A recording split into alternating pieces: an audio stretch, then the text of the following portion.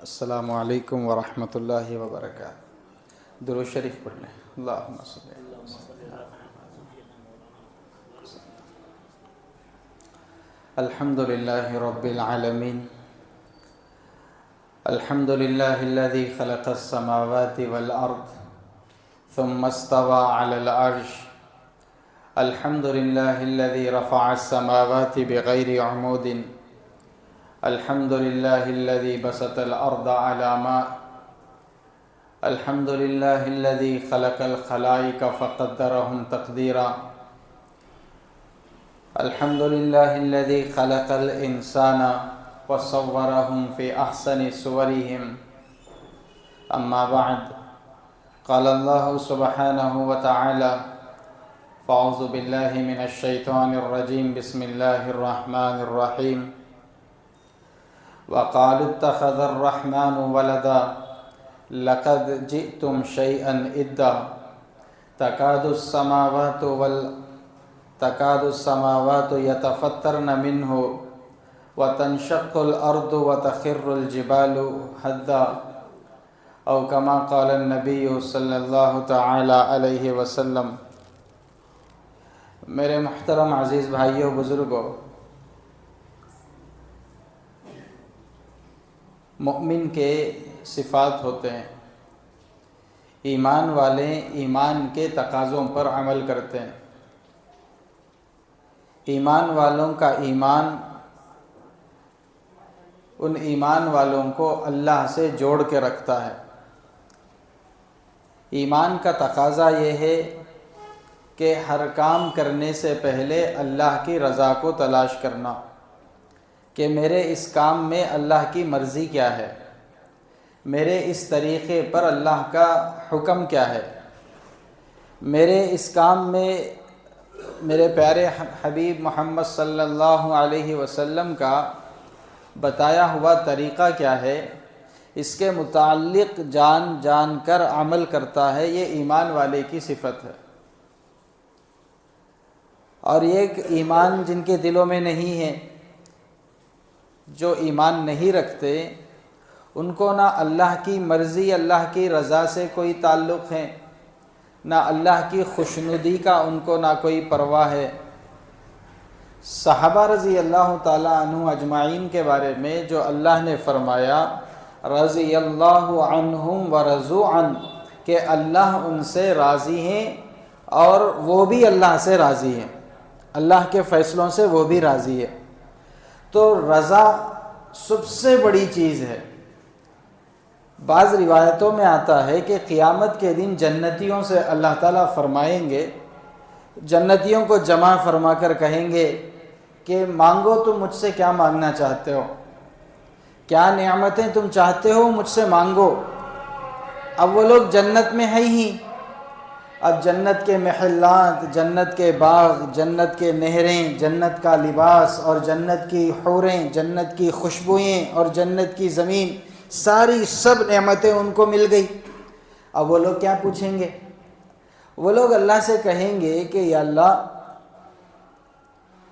ہمیں تو سب کچھ مل گئے ہیں، اب ہم اور کیا مانگیں؟ اللہ فرمائیں گے مانگو، اور کیا مانگنا چاہتے ہو، میں دینا چاہتا ہوں۔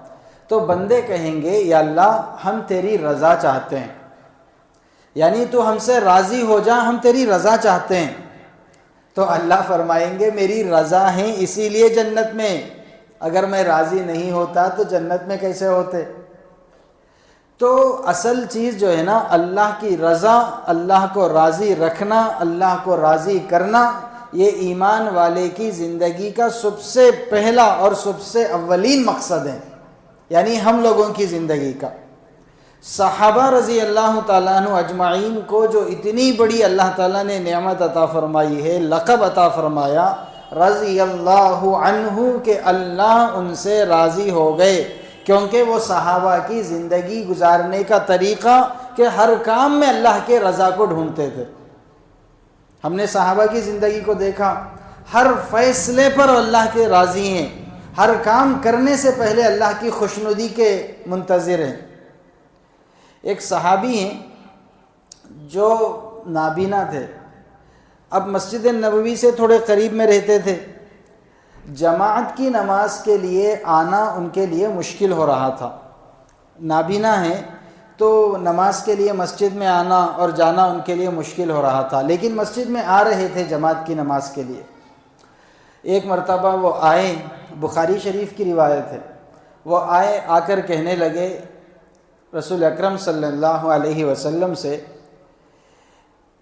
یا رسول اللہ آپ مجھے اجازت دیں کہ میں فرض نمازیں گھر میں پڑھ لوں، کیونکہ میرے بینائی نہ ہونے کی وجہ سے میں مسجد میں حاضر نہیں ہو سک رہا ہوں، کہ مجھے آنے جانے میں مشکل ہو رہی ہے، آپ میرے لیے اجازت دیں کہ میں فرض نمازیں گھر میں پڑھ لوں۔ تو رسول اللہ صلی اللہ علیہ وسلم نے پوچھا، کیا تمہیں مسجد کی اذان سنائی دیتی ہے؟ انہوں نے کہا ہاں، مسجد کی آواز مجھے گھر تک سنائی دیتی ہے۔ تو مسجد میں حاضر ہو کے ہی نماز پڑھنا، یعنی اگر مسجد کی آواز گھر تک پہنچتی ہیں تو مسجد میں آ کے ہی نماز پڑھنا۔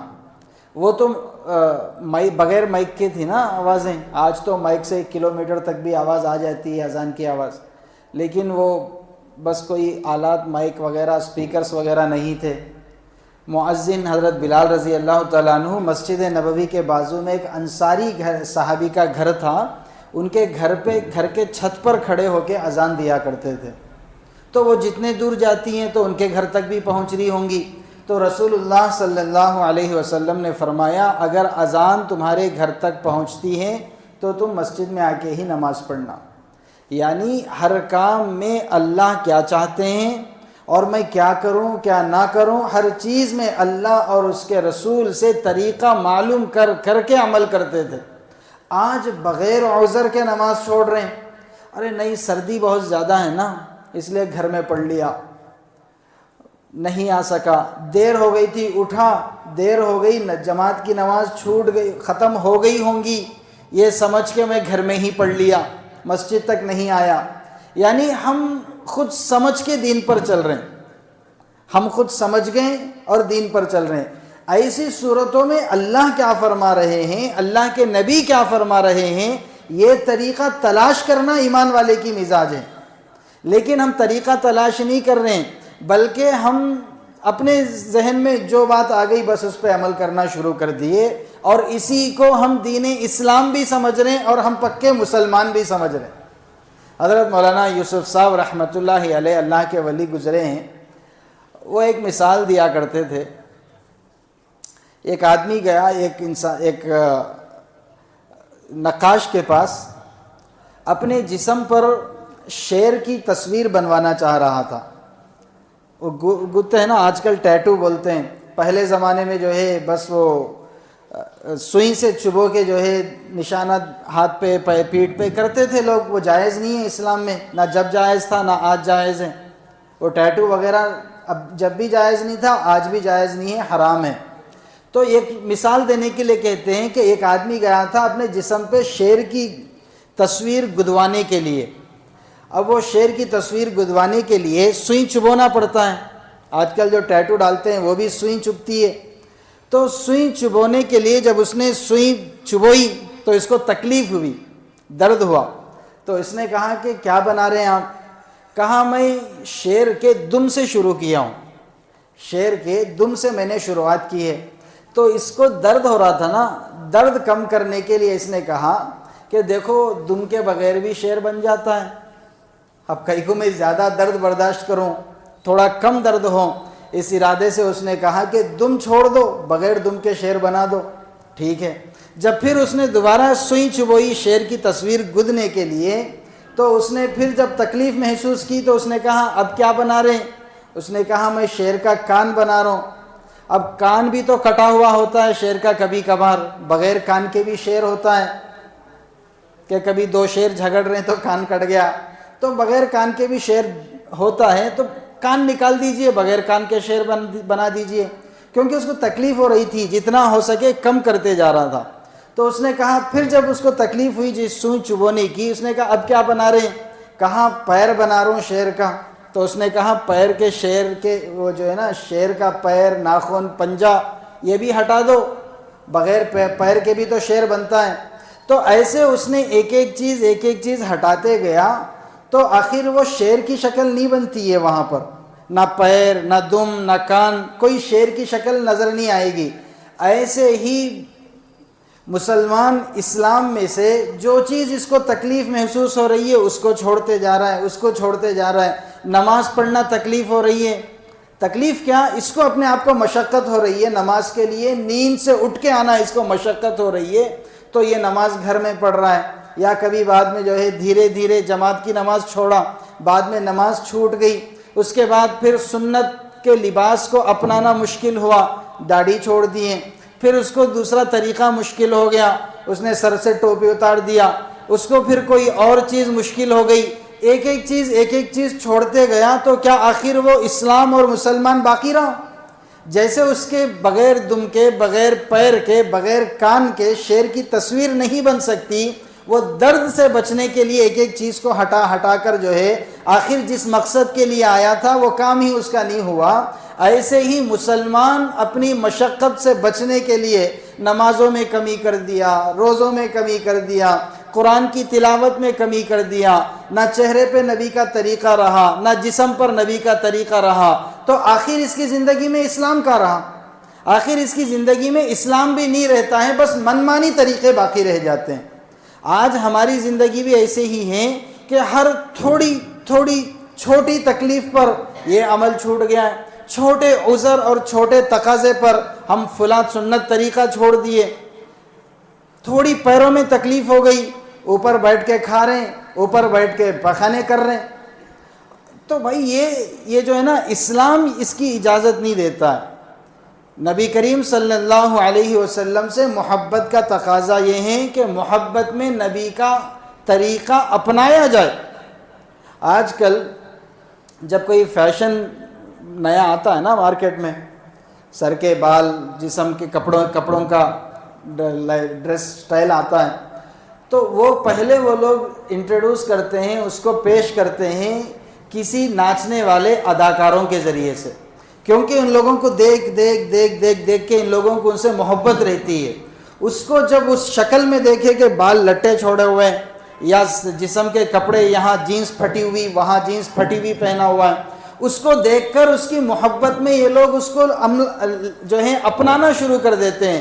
اس لیے بڑے بڑے کمپنیز جو ہے نا کروڑوں روپیے دے کے ان لوگوں کو اس کا ایڈورٹائزمنٹ کراتی ہے اور ان کو اس کا برانڈ بناتی ہے، تاکہ ان کو دیکھ کر اس کی محبت کرنے والے بھی وہ کام کرنا شروع کر دیں. تو نبی کی محبت اگر زندگی میں، ہماری زندگی میں ہے، تو نبی کی محبت کی نشانی ہمارے جسم پہ دکھنا چاہیے. نبی کی محبت کی علامت ہمارے چلنے پھرنے، اٹھنے بیٹھنے، کھانے پینے، بول چال میں نبی کا طریقہ دکھنا چاہیے. یہ نبی سے محبت کی علامت ہے. دنیا والوں کی محبت دنیا والوں میں نظر آ رہی ہے، لیکن اللہ اور اس کے رسول کی محبت وہ محبین میں نظر نہ آئے. یہ کیسی محبت ہے؟ تو بہرحال یہ ہمارا جو ہے نا سب سے پہلا مقصد ہونا چاہیے اللہ کو راضی کرنا. اور اللہ فرما رہے ان کنتم تحبون اللہ فاتبعونی. اللہ تعالیٰ فرما رہے نبی سے، اے نبی جی ان لوگوں سے کہو کہ اگر تم چاہتے ہو کہ اللہ تم سے محبت کریں، فاتبعونی، میری اتباع کرنی پڑے گی، نبی کی بات پر عمل کرنا پڑے گا، نبی کا ایک ایک حکم جان کر اس پہ عمل کرنے کی کوشش کرنا پڑے گا. جب جا کے ہماری زندگیوں میں دین بھی آتا ہے، اللہ کی محبت بھی ہماری زندگیوں میں آتی ہے. صحابہ کی زندگی اسی پہ تھے نا. صحابہ کی زندگیاں جب رسول اکرم صلی اللہ علیہ وسلم نے نماز کے خشوع اور نماز کے خضوع کے بارے میں، خشوع کہتے ہیں خشیت، اللہ کی خشیت، ڈر، خوف، اللہ کے سامنے خشیت کے ساتھ کھڑے ہونا، اور خضوع کہتے ہیں کہ انکساری کے ساتھ کھڑے ہونا اللہ کے سامنے، بس ایسے کہ پوری دنیا سے اپنے آپ کو ہٹا کر بس اللہ سے تعلق جوڑنے کی کوشش کرنا. یہ نماز کی کیفیت خشوع اور خضوع، اس کو جو ہے نا نماز میں پیدا کرنے کی چیز ہے. جب یہ چیز آج کل ہماری نمازیں کیسی ہیں؟ کوئی ٹی شرٹ پہن کے نماز میں آ رہا ہے. اگر کبھی علماء فرماتے ہیں، علامہ ابن تیمیہ نے بھی کتاب میں لکھا ہے کہ جب کبھی انٹرویو کو جاتے ہیں نا، کہیں پہ جاب کے لیے انٹرویو کو جاتے ہیں یا کسی پولیس آفیسر سے بڑے والے سے ملنے کے لیے جاتے ہیں، تو ڈریس کوڈ ہوتا ہے، ڈسپلن ہوتا ہے، پرسنالٹی بیہیویئر ہوتا ہے، اس کے لیے پرسنالٹی سکلز ڈیولپ کیے جاتے ہیں۔ کسی انسان کے سامنے تھوڑی دیر نوکری کے لیے، انٹرویو کے لیے کھڑے ہونے کے لیے اس کو باقاعدہ مشق کیا جا رہا ہے، ٹریننگ دی جا رہی ہے، اور جو اللہ کے سامنے کھڑے ہونا ہے، ایسے بے تکے انداز میں آ کر اللہ کے سامنے کھڑے ہو رہے ہیں، تو کیا یہ اللہ کا یہی حق ہے؟ نماز میں کھڑے ہونے کا یہی حق ہے؟ تو نماز کا ظاہر بھی درست کرنا ہے، نماز میں اپنی شکل وہ بنانا جو اللہ چاہتے ہیں، اور ہمارے لباس کم از کم نماز میں وہ لباس ہوں جو اللہ پسند کرتے ہیں۔ ڈھیلا لباس، پیر کے جو ہے نا ٹخنوں سے نیچے تک ہماری پینٹ یا نہ ہو، اور نماز میں آ کر لوگ پینٹ کو اوپر موڑتے ہیں، آستین کو یوں موڑ کے رکھ دیتے ہیں، کفس کو اگر عادت ہیں ہمیشہ موڑ کے رکھتے ہیں تو ٹھیک ہے، لیکن نماز کے لیے کپڑا سمیٹنے کو حدیث میں منع کیا گیا ہے، علماء نے اس کو مکروہ کہا ہے۔ اگر ہم ہمارے کپڑے پیجامے کو سمیٹ رہے پینٹ کو، تو یہ علماء نے لکھا کہ یہ مکروہ ہے، اور حدیث میں بھی آتا ہے کہ نماز میں اپنے کپڑوں کو مت سمیٹا کرو، یعنی نماز کے لیے اپنے کپڑوں کو مت سمیٹو۔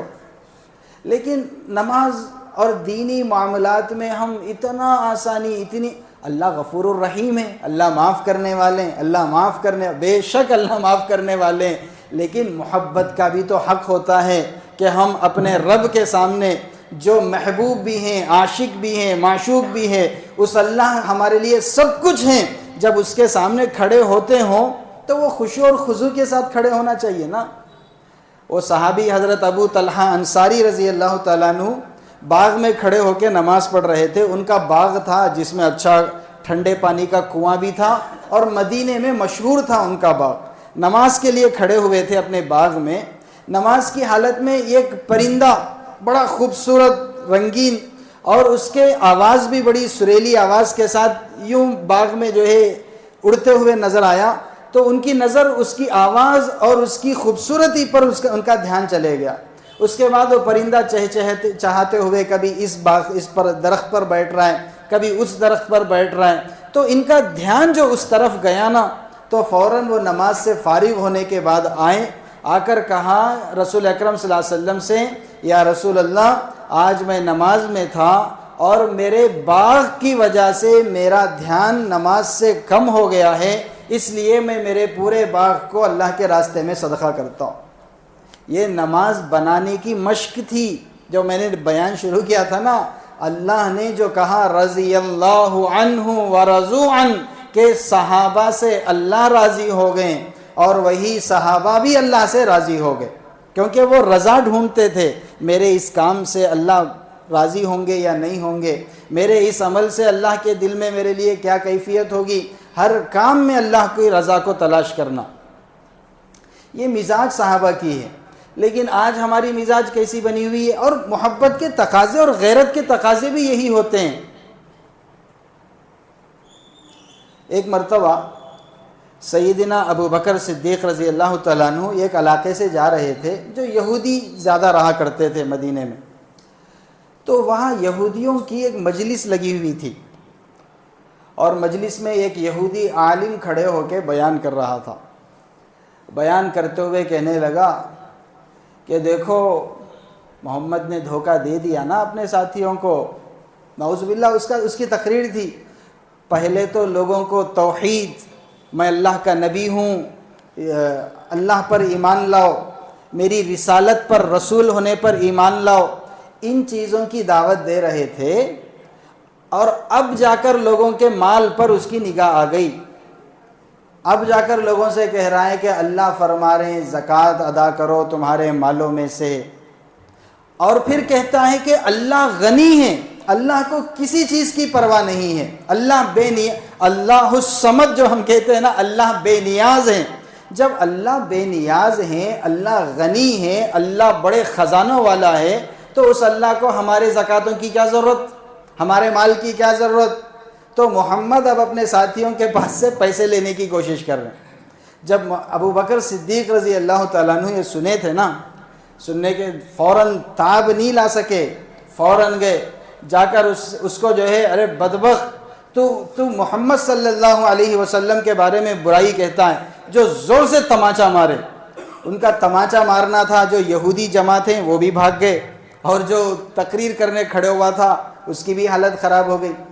اب اس کے بعد یہ لوگ جمع ہوئے، جمع ہو کر کہنے لگے دیکھو اب ہم یہ مقدمہ لے کر محمد صلی اللہ علیہ وسلم کے پاس جائیں گے، جا کر ابو بکر کی شکایت کریں گے اور ہم اس سے بدلہ لیں گے۔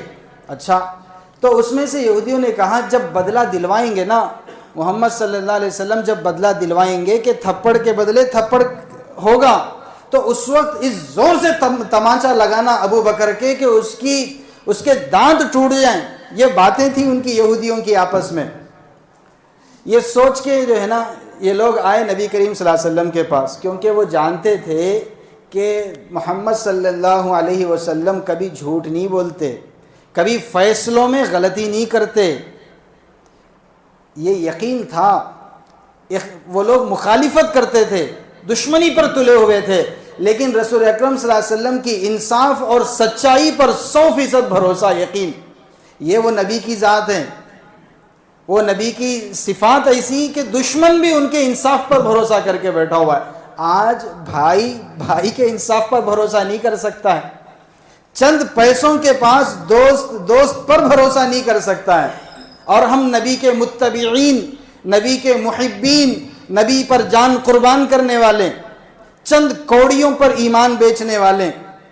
ایمان بیچنے کا مطلب ایمانداری تو وہی ہے نا، ایمان کبھی جھوٹ بولنے نہیں دیتا ہے۔ منافق کی 4 علامتیں ہیں، مشہور حدیث ہیں جو 3 علامتوں کی ہے، اور ایک روایت میں ہے کہ منافق کی 4 علامتیں ہیں۔ دیکھیں ہم سب میں بھی علامتیں کسی میں ہوں گی نہیں ہوں گی، اپنے آپ میں ٹٹولیں۔ اذا حدث کذبا، جب وہ بات کرتا ہے تو جھوٹ بولتا ہے۔ ہم ایمان والے ہیں، صبح اٹھنے سے لے کر رات تک ہم کتنے جھوٹ بولتے ہیں، بچوں سے کتنا بولتے ہیں، کاروبار میں کتنا بولتے ہیں، دوستوں سے مذاق کرنے مذاق اڑانے میں کتنا جھوٹ بولتے ہیں۔ اپنے صبح سے شام تک اپنے جھوٹ کا جائزہ لیں کہ ہم کتنے جھوٹ صبح سے شام تک بول رہے ہیں، اور ہم ایمان والے ہیں۔ ایمان کا دعویٰ بھی اور بے ایمانی زندگی میں بھی۔ اور دوسری صفت منافق کی، اذا وعد اخلف، جب وہ وعدہ کرتا ہے نا کہ فلاں کام کر دوں گا، یا فلاں ٹائم پہ تمہارے پیسے واپس دے دوں گا، یا فلاں میری ذمہ داری ہے میرے پہ چھوڑ دو میں وہ کام کر دیتا ہوں، یہ اپنی زبان کے وعدہ جب کرتا ہے اخلفا، یہ وعدہ کی خلاف ورزی کرتا ہے، اپنی زبان پر ٹکا ہوا نہیں رہتا، اپنی زبان پر جمع ہوا نہیں رہتا۔ یہ منافق کی نشانی اللہ کے رسول صلی اللہ علیہ وسلم فرما رہے ہیں، صریح الفاظ میں منافق کی علامت بیان فرما رہے ہیں۔ اب ہماری زندگی میں دیکھیں کہ ہم کتنے معاملات میں پکے ہیں۔ اگر مثال کے طور پر کسی کے پاس قرضہ لے لیے، اگر اس وقت میں جو متعینہ وقت ہے ہم ادا کرنے کے قابل نہیں رہیں، تو اس صورت میں یہ کہہ دینا کہ بھائی میں ابھی ادا نہیں کر سک رہا ہوں، اور تھوڑی مہلت دے دیجئے، انشاءاللہ میں آپ کو ادا کر دوں گا، یہ حسن سلوک ہے، کیونکہ اس نے ضرورت کے وقت مدد کی ہے۔ جب کسی سے قرض لیتے ہیں، محتاج بن کے، غریب بن کے، ضرورت مند بن کے اس سے قرض لیتے ہیں ضرورت پوری کرنے کے لیے، جب وہ قرض واپس مانگنے کے لیے آتا ہے نا، تو جب یہ جج بن جاتے ہیں، انشاءاللہ 10 دن بعد دوں گا، انشاءاللہ 1 مہینے کے بعد دوں گا، جیسے کورٹ میں وعدے پڑتے رہتے ہیں، یہ بھی اگلی تاریخ پہ تاریخ دیتے رہتے ہیں۔ جو قرض دیا نا وہ خود محتاج بن کے آتا ہے، آ کے پوچھتا ہے ارے گھر میں بہت ضرورت ہوگی میاں، ہاتھ میں پیسے نہیں ہیں، تم میرے کو 10,000 دینا نا، وہ تو دے دو۔ یعنی یہ خود اپنی محتاجگی پیش کر کے قرض واپس مانگنے لگتا ہے۔ یہ آج ہمارا معاشرہ ہے، اور یہ پوری نفاق کی علامت کہ وعدہ کرنا اور وعدے کی خلاف ورزی کرنا، یہ منافق کی علامت ہے۔ حدیث میں آتا ہے، حدیث کے الفاظ ہیں، غالباً حدیث قدسی ہے، اللہ تعالیٰ فرماتے ہیں جب کوئی بندہ یہ ارادہ کرتا ہے، من اخذ اموال الناس یرید اداءها ادى اللہ عنہ، جو آدمی لوگوں سے مال لیتا ہے، قرض لیتا ہے، اس نیت سے لیتا ہے کہ میں واپس ادا کروں گا، اس نیت سے لیتا ہے کہ میں واپس ادا کروں گا۔ نیت اللہ جانتے ہیں، زبان سے بولنا کوئی بات نہیں ہے، نیت اللہ جانتے ہیں۔ اگر سچی نیت دل سے ہوتی ہے عد اللہ عنہ، تو اللہ ضرور اس کو ایسا مال دیتے ہیں کہ وہ قرض واپس ادا کر دے۔ اگر نیت سچی ہو تو اللہ ضرور قرضہ واپس ادا کرنے کی کوشش کرتے ہیں۔ وَمَنْ أَخَذَ أَمْوَالَ النَّاسِ یرید اتلافها اطلفہ اللہ، کہ اگر وہ لوگوں سے قرض لے رہا ہے، مال لے رہا ہے، نیت دل میں ہے کہ دیے تو دیں گے نہیں تو نہیں دیں گے، نیت ہی صحیح نہیں ہے، اطلفہ اللہ، تو اللہ اس کو اس حال میں گرا دیتے ہیں، بعد میں وہ دینا بھی چاہا تو دے نہیں سکتا، اس کا بھی مال برباد، اور اس کے قرض لیا وہ بھی برباد، اور اس کا بھی مال برباد، اب وہ دینے کے قابل ہی نہیں رہا۔ آج ہم ہماری نیتوں کو دیکھیں کہ ہم کس اعتبار سے مالی تعاون، مالی معاملات کر رہے ہیں۔ تو یہ دوسری علامتیں ہیں کہ وعدہ کریں تو وعدے کی خلاف ورزی ہم میں۔ اور تیسری چیز اذا اؤتمن خانہ، کہ جب ان کے پاس امانت رکھی جاتی ہے، کسی کو امانت دی جاتی ہے تو وہ امانت میں خیانت کرتے ہیں، یعنی امانت کو حفاظت نہیں کرتے امانت کی، یہ منافق کی نشانی بتائی گئی ہے۔ صحابہ کے اندر امانت کیسی تھی؟ رسول اکرم صلی اللہ علیہ وسلم پہلی بات مکے میں مشرکین اور کفار قتل کرنے کی سازش پہ، دشمنی پہ تلے ہوئے ہیں، لیکن امانتیں انہی کے پاس رکھ رہے ہیں۔ دشمنی اپنی جگہ، امانتیں اپنی جگہ، کہ دشمنی ہے ہمیں محمد سے، لیکن امانتوں کی حفاظت اور امانتوں کا جو واپس کرنے کی جو کیفیت ہے وہ اپنے ہمارے نبی کریم صلی اللہ علیہ وسلم کی بات ہی کچھ اور تھی۔ یہاں تک کہ صحابہ کے اندر امانت کی یہ مزاج تھی کہ کافر اور مشرک مدینے کے اپنے کنواری بچیوں کو ان کے پاس بطور امانت رکھ کر وہ تجارت کے لیے جایا کرتے تھے۔ جب گھر میں آدمی ہیں تجارت کے لیے ملک شام کا سفر، 3 مہینے 6 مہینے کا سفر، تو اکیلی کنواری لڑکیوں کو صحابہ کے گھروں میں چھوڑ کے جاتے تھے۔ اگر ہو سکتا تو کسی کافر کے گھر میں اپنے بھی چھوڑ سکتے تھے، لیکن اولین جو ہے نا اولین مقام پرائیورٹی جو ہے صحابہ کو دی جا رہی ہے۔ کیوں؟ کیونکہ امانت کی حفاظت ایسی۔ آج ہم اتنے امانت دار ہیں کہ محلے کی لڑکیوں کو ہم سے چھپنا پڑتا ہے۔ نوجوانوں کی بات، شرم آتی ہے باتیں کہتے ہوئے، شرم آتی ہے کہ ہماری جوانیوں پہ تف ہے کہ یہ جوانیاں ہماری بد نگاہیوں پر، بد کلامیوں پر اور جو ہے کانوں کے غلط استعمال پر گزر رہی ہے، اور ہم مسلمان بننے کے دعوے دار۔ یہ منافق کی علامت ہے کہ امانتوں کی حفاظت نہیں کر سکتے۔ امانت اگر کوئی زبان سے کوئی ایک لفظ بول دیے، میاں میں آپ سے مشورہ کر رہا ہوں، میرا دکان نہیں چل رہا ہے، 20 دن 1 مہینے میں دکان اٹھا دوں گا، کسی سے مت بولنا، یہ ایک امانت کے طور پر سناتا ہے۔ لیکن جا کے ارے میاں دکان اٹھا دے رہا، تیرا کچھ حصہ ہے تو لے لے، بعد میں بھائی یہ تو امانت تھی نا وہ بات، لیکن امانت میں خیانت ہو گئی۔ ایسی چیزیں ہماری زندگیوں میں، اور ہم ایمان والے یا منافق خود اپنے آپ میں ٹٹولیں۔ دوست کا امانت دار نہیں ہے، گھر والوں کے امانت دار نہیں ہے۔ اگر کوئی ایک زبان دیں کہ بھائی میں یہ بات آپ سے کہہ رہا ہوں کسی سے مت کہنا، تو موت آ جائے لیکن وہ بات کہنے کی اجازت نہیں ہے، یہ امانت کی حفاظت۔ اور چوتھی چیز منافق کی علامت حدیث میں آتی ہے، اذا خاصم فجر، جب وہ لڑنے غصے میں آتا ہے نا فوراً گالی گلوچ پہ اتر جاتا ہے۔ جب غصے میں آ جاتا ہے تو فوراً گالی گلوچ میں اپنے آپے سے باہر ہوتا ہے۔ ایمان والے کو جب غصہ آتا ہے، غصہ سب کو آتا ہے، لیکن غصے پہ قابو رکھنا ہی تو رسول اللہ صلی اللہ علیہ وسلم کی تعلیم ہے۔ اور غصہ بھی حق پہ آنا چاہیے، حق پہ بھی غصہ آئے، اس کے باوجود غصے پہ قابو رکھنا یہ ایمان کی علامت۔ غصہ آتے ہی اپنے آپے سے قابو ہو گئے، کیا بول رہا، ایسے باتیں نکل گئی، گالی گلوچ دے رہا ہے، چیخ رہا ہے بازار میں کھڑے ہو کے، یہ منافق کی علامت، یہ منافق کی علامت۔ یہ 4 چیزیں ہماری زندگیوں میں کتنی ہیں کتنی نہیں ہیں خود سوچیں۔ ان چیزوں کو ختم کرنے کی کوشش کرنا ہے، بولیں تو سچ بولنا، جھوٹ کبھی زبان سے نہ نکلے۔ یہ مزاج ایمان والوں کی، اس سے لوگ قریب آتے ہیں۔ صحابہ کی تجارت، پہلے جو کاغذات نہیں ہوتے تھے نا، زبان پہ تجارتیں ہوتی تھی، بڑی بڑی کاروبار اور تجارتیں ہوتے تھے، بہرحال رسول اکرم صلی اللہ علیہ وسلم کے انصاف پر وہ یہودیوں کو ایسا بھروسہ تھا، تو وہ سچے ایمان والے صحابہ بھی سب، تو وہ لوگ آئیں، آ کر رسول اللہ صلی اللہ علیہ وسلم سے کہنے لگے محمد تمہارے ساتھی ابو بکر نے ہم پر زیادتی کی ہے، ہم نے کچھ نہیں کیا، ہم نے کچھ نہیں کیا، ابو بکر نے زیادتی کی ہے۔ یہودی تو جھوٹے ہیں ہی، مکار ہیں ہی، آج بھی یہودی جھوٹے اور مکار ہیں، آج بھی جھوٹے اور مکار ہیں۔ پوری دنیا کے سامنے یورپ، امریکہ اور یونائٹڈ نیشنز والے ہم ہیومینٹی کو پہلے پریفرنس دیتے ہیں، یہ کہ ایک انسان کی جان کے مال کے حفاظت کی ہم ذمہ دار ہیں۔ یہ اتنا بڑا جھوٹا دعویٰ ہے کہ فلسطین کے 30,000 کے قریب معصوم بچے شہید ہو گئے، لیکن آج تک ان کی ہیومینٹی، ان کی انسانیت نظر نہیں آئی، کوئی آ کر وہاں کھڑے ہو کے نظر نہیں آیا۔ یہ جھوٹے دعوے کرتے ہیں اپنے آپ کو، ہم انسانیت پسند، ہم ہیومینٹی کے علم بردار، یہ تو پورے یہ جھوٹ ہیں، دھوکہ ہیں، یہ تو ہمیشہ سے جھوٹے ہیں۔ آ کر کہنے لگے ہم نے کچھ نہیں کیا، ابو بکر نے، رسول اللہ صلی اللہ علیہ وسلم کہنے لگے ابو بکر نے مارا ہے، ہو سکتا ہے کہ عمر مارے ہوں، تمہیں غلط فہمی ہو رہی ہے کیونکہ یہ کام عمر کرتے ہیں۔ تو حضرت وہ کہنے لگے نہیں ابو بکر نے مارا ہے۔ ابو بکر رضی اللہ تعالیٰ عنہ آئے، بلوایا، کہا تم نے ایسا کیا؟ تو کہا یا رسول اللہ یہ کہہ رہے ہیں، اللہ کے بارے میں کہہ رہے ہیں کہ اللہ فقیر ہیں اور لوگوں کا مال لینا چاہتا ہے۔ تو وہ یہودی کہنے لگے نہیں ہم نے نہیں کہا، چاہے تو ابو بکر کو کہو کہ گواہی پیش کریں۔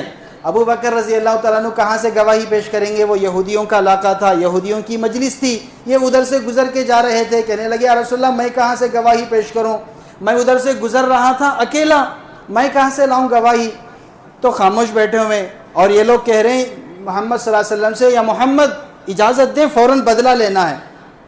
تو اس وقت اللہ قرآن کی آیات نازل فرمائے ہیں، ابو بکر رضی اللہ تعالیٰ عنہ کی سچائی اور ان کی حق میں اللہ تعالیٰ قرآن کی آیات اللہ تعالیٰ نازل فرمائے ہیں۔ لَقَدْ سَمِعَ اللَّهُ قَوْلَ الَّذِينَ قَالُوا، کہ اللہ تعالیٰ ان لوگوں کی باتیں سن رہے ہیں جو وہ کہہ رہے ہیں کہ اللہ فقیر، ان اللہ فقیر ونحن اغنیاء، کہ وہ لوگ کہہ رہے ہیں کہ اللہ فقیر ہے اور ہم مالدار ہیں۔ اللہ قرآن میں حضرت ابو بکر رضی اللہ تعالیٰ عنہ کی سچائی کی گواہی دلوائی ہے۔ سَنَكْتُبُ مَا قَالُوا، کہ ہم نے اس کو، وہ لوگ جو کہے ہیں وہ ہم نے لکھ رکھا ہے۔ اللہ کہہ رہے ہیں ہمارے پاس کتاب میں ان لوگوں کے کی ہوئی باتیں ہم لکھ چکے ہیں۔ تو بہرحال یہ ایمان والے جب ایمان پر جمع ہوتے ہیں نا، اللہ تعالیٰ قیامت تک ان کی عزت کی حفاظت کرتے ہیں۔ لیکن آج ہم ایمان کے تقاضوں پر کم، منافقوں کی زندگی پہ زیادہ ہماری زندگیاں ہیں، تو اللہ کی مدد کیسے آئے گی؟ اللہ سے بھروسہ کیسے آئیں گا؟ نہ ہماری زندگیوں میں نمازیں، ہماری زندگیوں کے معاملات ایسے ہیں۔ تو بہرحال یہ ابھی دیکھیں دسمبر 25 کو کرسمس کی تاریخ ہے، لوگ جو ہے اپنے غیر مسلم بھائی جو عیسائی ہیں ان لوگوں کو جو ہے نا خوشی میں میری کرسمس کی جو ہے مبارکبادیاں دیتے ہیں۔ اب یہ چند چیزیں ہیں آدمی کو ہر ایک کو جان کے رکھنا چاہیے۔ میری کرسمس بولنا محقق جو ہیں، تحقیق کرنے والے، ان کی رائے کے موافق جائز نہیں ہے، کیونکہ ان لوگوں کا عقیدہ ہے کہ دسمبر کی 25 تاریخ کو عیسیٰ علیہ السلام یعنی اللہ نے بیٹے کو جنا ہے، ان کا عقیدہ ہے۔ میری کرسمس کا مطلب وہ نہیں ہے، لیکن اس کے پیچھے کا عقیدہ یہ ہے کہ 25 دسمبر کو عیسیٰ کو اللہ نے جنا ہے، اللہ کو بیٹا ہوا ہے۔ اس عقیدے کی بنیاد پر بولنا جائز نہیں ہے۔ اب دوسرے الفاظ میں کامن کوئی خوشخبری کہ جو ہے آج عیسیٰ علیہ السلام کی ولادت ہے تو کچھ اور الفاظ کہیں، لیکن وہ الفاظ کہنے کی اجازت نہیں ہے اور وہ جائز بھی نہیں ہے۔ اللہ تعالیٰ فرماتے ہیں نا اس بارے میں وَقَالُوا اتَّخَذَ الرَّحْمَنُ وَلَدًا، یہ لوگ جو کہتے ہیں عیسیٰ علیہ السلام کے بارے میں کہ عیسیٰ اللہ کے بیٹے ہیں، عیسیٰ اللہ کے بیٹے، اللہ اس کے بارے میں کہہ رہے ہیں، اللہ ان لوگوں کے بارے میں کہہ رہے ہیں لَقَدْ جِئْتُمْ شَيْئًا إِدًّا، وہ لوگ اتنی بڑی بات کہہ رہے ہیں گویا کہ اللہ کے لیے بہت سنگین الفاظ کہہ رہے ہیں، سنگین یعنی گالی کے برابر الفاظ کہہ رہے ہیں اللہ کے لیے کہ اللہ کا بیٹا ہے، گالی کے برابر کہ کہنا اللہ کی اولاد ہیں۔ اگر کوئی، اور اس کے بعد اللہ فرما رہے ہیں اگر یہ باتیں آسمان ظاہر کر سکتا یہ باتیں سننے کے بعد اس کی کیا کیفیت ہے. تکاد السماوات یتفطرن منہ کہ آسمان پھٹ پڑتا. کہتے نہیں اگر کوئی بڑا جاہل لڑاکو آدمی ہے, کھڑے ہو کر کوئی نہ جانتے ہوئے اس کو کوئی بڑی گالی دے دیا تو بازو والا ارے رے کتنی بڑی بات بول دیا, اب ان تو پیچھے جان کے پیچھے پڑ جاتا. ایک دم ارے رے کتنی بڑی بات بول دیا جو بولتے ہیں نا. اگر آسمان اس چیز کو ظاہر کر سکتا کہ بندے نے اللہ کے سامنے کتنی بڑی بات کہی ہے تو آسمان پھٹ جاتا. وَتَشُقُّ الْأَرْض کہ زمین کے ٹکڑے ہو جاتے. وَتَخِرُّ الْجِبَالُ حَدًّا کہ زمین کے ریزے ریزے ہو جاتے. اگر ان لوگوں کی بات کہ اللہ کا بیٹا ہوا ہے, اس بات پر اگر یہ لوگ ظاہر کر سکتے تو اس خوف کو اس طرح یہ ظاہر کرتے. تو بہرحال یہ بڑے سنگین معاملہ ہے, اس لیے اس معاملے میں احتیاط ضروری ہے کہ احتیاط کرنا چاہیے کہ اپنی زبان سے ایسے الفاظ نہ کہیں. اس کے ایک دن پہلے کہہ لیں یا 2 دن بعد میں جو ہے ان کو مبارکبادی دے لیں, لیکن اس دن ان کے تہواروں میں ان کے عقیدے میں شامل ہونے سے اپنے آپ کو بچا کے رکھنا چاہیے. اللہ تعالیٰ سے دعا ہے کہ اللہ ہمیں صحیح دین سمجھنے کی اور اس پر عمل کرنے کی توفیق عطا فرمائے. آمین.